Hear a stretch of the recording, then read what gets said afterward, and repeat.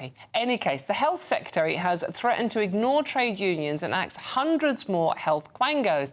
Wes Streeting warned that there is far more change to come, saying the government's move to abolish NHS England was just the tip of the iceberg. This comes as the Cabinet Office Minister Pat McFadden is expected to announce a crackdown on Whitehall's use of government-issued credit cards after it was revealed that civil servants spent over £900 at the Nassau Yacht Club in Barbados using, oh yeah, your money.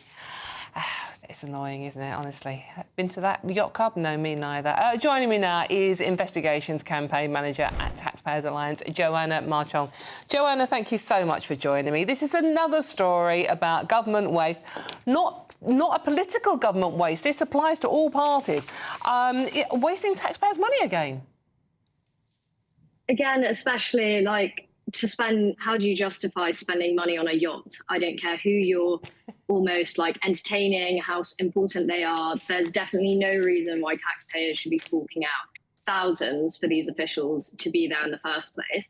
I think government procurement cards have been an area that's sort of untouched. Like, there's been a lot of discussion now. The Taxpayers Alliance have done loads of stories where we go through those files and see how many ridiculous areas of spending that we can point out.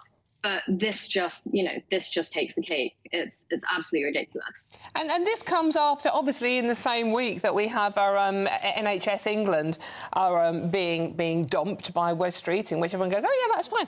What does it actually do, even? I mean, you can stop sort of like, most people on the street and go, NHS England, they've scrapped it, and everyone go, what? What did it do? Exactly. I've had so many conversations, which is so funny, where people have actually mistaken the abolishment of NHS England for, oh my God, where's the NHS going? But that just goes to show, like, this body was supposed to start out as only a few hundred people, but it's actually ballooned into over 10,000 staff. And we think, what are they actually doing? It was supposed to be designed to take the politics out of running the NHS, but the NHS is failing. So I think it's a very good step forward that at least Wes Streeting in that Labour government is pushing for less waste in the NHS and actually starting to implement those. However, we should always be more sceptical, though. As I say, Joanna, however, at the same time as, Wes Streeting, getting rid of quangos and red tape and getting rid of sort of like, ridiculous salaries for people we don't actually know what they do, as well as axing that one quango, Labour, since they've been in power, have created 27.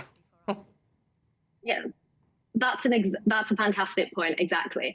And what we've seen here is exactly why we shouldn't get our hopes up. We saw it before with the coalition government, where they were taking a bonfire to quangos, but in fact more popped up, and the quangos are still overreaching in so many areas of just the average life and politicians' ability to actually do anything.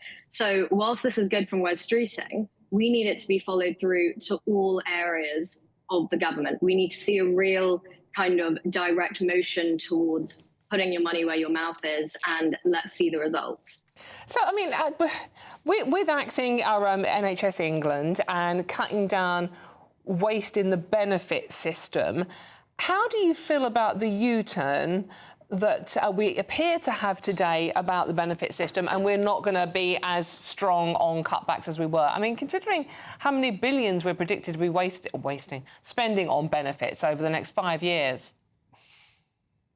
Well, this is such a tricky one, because obviously the benefit system garners so much goodwill from people we're helping the most vulnerable, but it's been a system that's riddled with faults from almost its conception. We see the benefit fraud in England is scheduled to actually increase, and we see that the Department of Benefits and Pensions, like, they're not working efficiently at all. The number of stories that have cropped up over the last few months alone tells you how enormous this problem is, and we're not seeing any clear direction that anyone actually cares. They're like, oh, well, this is happening, we don't really know, but it is an issue that we will tackle with at a different point. But people want to see changes now. Indeed. Joanna, thank you very much. That is our Investigations Campaign Manager at Taxpayers Alliance, Joanna Marchong. Thank you very much.